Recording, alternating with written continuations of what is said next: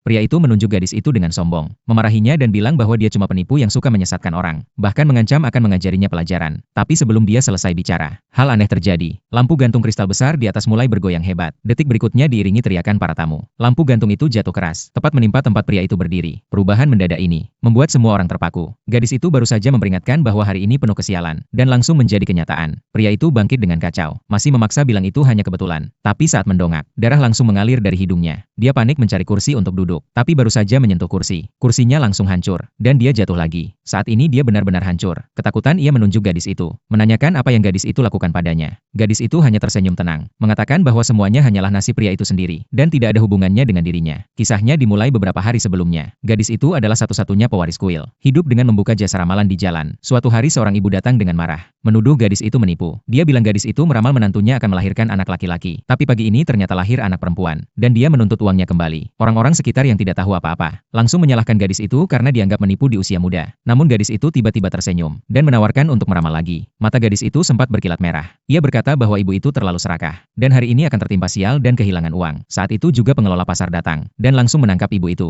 Ternyata ibu itu adalah pelaku berulang, sering memakai cara penipuan untuk memeras uang. Ia didenda $20.000.